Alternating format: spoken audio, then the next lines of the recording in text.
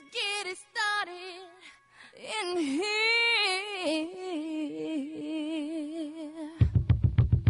And the bass keeps running, running, and running, running, and running, running, and running, running, and running, running, and running, running, and running, running, and Friends, fellow Cincinnatians, listeners around the world, welcome to Talk of the Town with PG Sittenfeld. I'm your host, PG Sittenfeld, who is going to be the talk of the town today.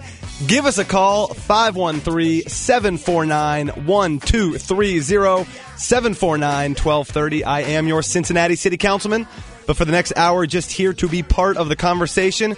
We have a great show for you today, as I am every Saturday. My co-pilot, my friend, my teammate at City Hall, the one and only Tamaya Denard. How you doing, Tamaya? I'm enjoying real spring. It's so nice. It is so nice. This is the spring we've been waiting for. You know, this actually reminds me, I feel like I should probably just get this caveat out of the way right now in case, probably starting now and for the next month, I ever say anything sort of loopy or crazy or listeners like, Sittenfeld, what are you talking about? I'm training for the Flying Pig Marathon. So now we have an excuse. I was going to say, even when I'm not running long distances, I'm still more than capable of putting my foot in my mouth. Absolutely. But for the next month, if I do it, I ran 20 miles this morning. That is huge. 20 miles. It's the farthest I've ever run by a long shot. Terrence, that's awesome. Always got to give a shout out to the one and only Terrence producing the show. I just said I ran 20 miles. He gave me the biggest roll of the eye. I think he almost got sick to his stomach or something.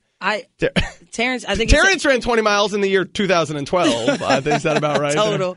I just need to. This morning I spent my morning at the Seven Hills Neighborhood House in the West End for their second annual Nevertheless Sister Selection, second annual Sister Collection. It was awesome. They had African dance, vendors, nonprofits, and I saw a lot of awesome community people. So I just want to shout them out for a great program. And I, too, would have been there, but I'm nursing my achy leg. Absolutely. So now that I've said, in case I say anything just completely outlandish, I blame it on the running. Otherwise, totally rational, totally common sense. Sure. Of course, always want to thank and give a shout-out to our sponsor, Celebrities, at its 7617 Reading Road in Roselawn. And they actually are very sort of relevant to the topic of today's show, which we'll talk about. It is a beautiful day in the city of Cincinnati. The Reds put a whooping on the Washington Nationals last night. I'm sure many folks saw that. Summer is right around the corner. So, Tamaya, what would make the perfect topic for the show today?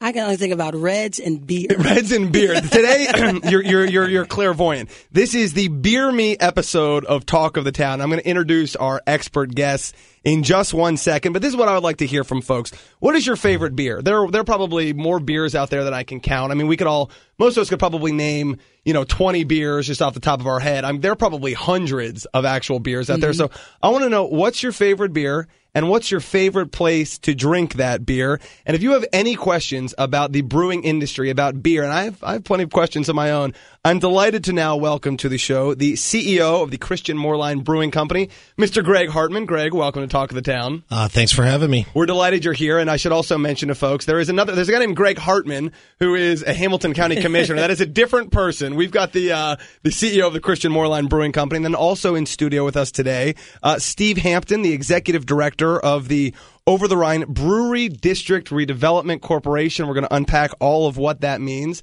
And also the First Lady of the Christian Moerlein Brewing Company is also in the house as well. So we're delighted that, Greg, you've brought Patty, you said yes? All right, that Patty Hartman is also with us today. And anytime you want to chime in, just wrestle that mic away from your husband. I'm sure that won't be the first time that's happened. So okay, this might be like asking me pick a favorite child, but I'm going to ask both Steve and Greg this starting out, and then we'll get into Cincinnati's rich brewing heritage, everything that you all are doing now.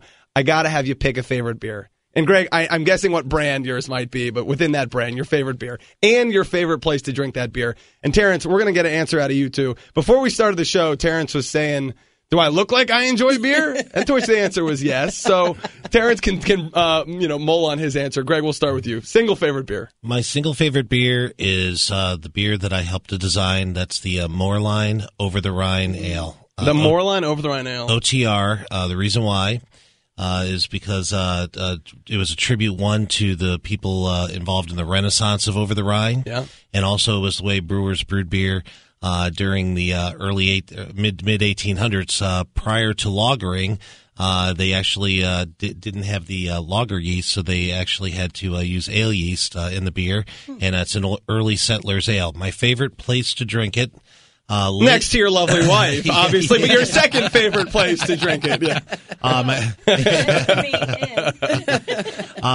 Lately, it's been in the beer garden of the Moerlein Lager House when they open up the windows. When days can be there's nothing like about 60 degrees, we do open up the windows, and it's fantastic. Which borders Smale Riverfront Park, tucked right in there between the stadiums. I will say, as a sort of bucket list thing I would like to someday be able to start a sentence with, my favorite beer is the beer I helped design. That's a very cool thing. All right, so Steve, I mentioned you are the executive director of the Over the Rhine Brewery District Redevelopment Corporation. You also are sort of our resident beer historian, and I do want to make sure we unpack for folks Cincinnati's very rich, very storied brewing history. But just to start out with the important stuff, easy here, answer. Your favorite beer and your favorite place to drink. And again, for folks who would also like to answer that question or have a beer question for our beer experts, 749-1230. Steve Hampton. I am partial to the Hefeweizen, the 7 Weiss that Moerlein has is a great beer. It's a nice wheat beer. It's a fantastic summer beer, and I really got hooked on them in Germany, and it's a delicious beer to have all summer long.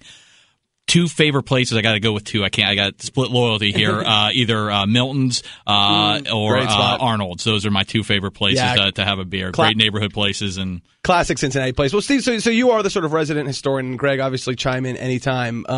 Cincinnati's brewing heritage. I mean, I think some folks kind of know, probably to varying degrees.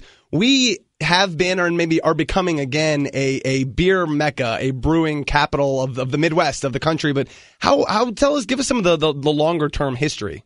Well, Cincinnati was one of the big brewing centers in the country before Prohibition. The first commercial brewery was founded on the riverfront, right in what is now Smale Riverfront Park in 1811, Davis Embry. And really what exploded the brewing industry here in the city was all the Germans that started immigrating here in the 1840s and 1850s. They brought their love of beer, and specifically lager beer, and the growth of that exploded. We drank over 40 gallons of beer for every man, woman, and child, which is 2.5 times the national average. Hold on. I want to, and obviously, as part of the conversation today, I, of course, as I know Greg and Steve would both do, encourage responsible beverage intake, right? This is a family show, but say that number one more time about what our ancestors were drinking. 40 gallons of beer per year, 2.5 times the national average. What do you need to drink per whatever to imbibe 40 gallons of beer per year?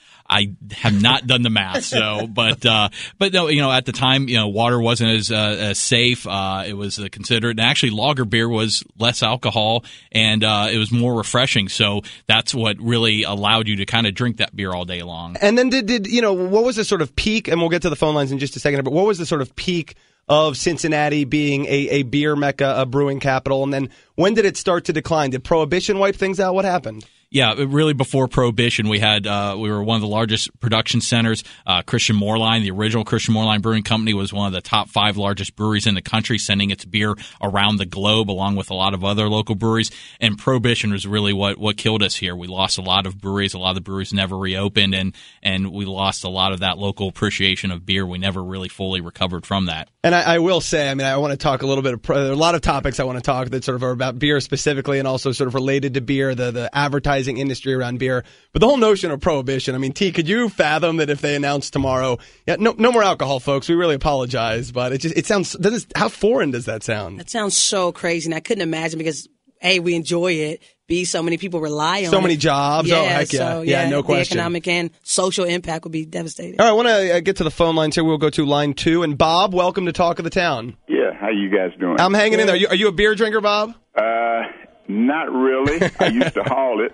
All right, well, that counts. Yeah. Now, the reason why I am a professional driver and I really didn't have time to consume a lot of alcohol. Well, we appreciate your responsibleness. Yes.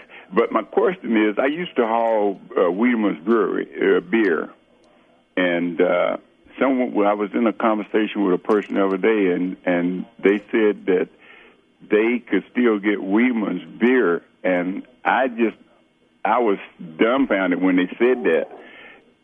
Is that true? You can still get Wiedemann's beer? I see Greg Hardman sort of shaking his head like he has some knowledge. So, Greg. Yeah, actually, Wiedemann. We got Bob on the line, yeah. Wiedemann did go away about 7-8 years ago, and then it did come back recently by the George Wiedemann Brewing Company. They sell it over in Newport. A gentleman by the name of John Newberry is bringing the beer back, and they do have it in bottles and draft, and it is considered a high-end beer now, unlike the days when it was kind of. Is that code word expensive? That would be code word for a little more expensive. A little more expensive. But it is back now. Yes. So if Bob, either for himself or for a friend, wants to get some of this beer, it's got to be done in Newport. I would say that the Party Source or Cork and Bottle would have it, and I know they have a couple of draft accounts around, mostly on the Newport, Kentucky side. All right, Bob. Go ahead, Bob.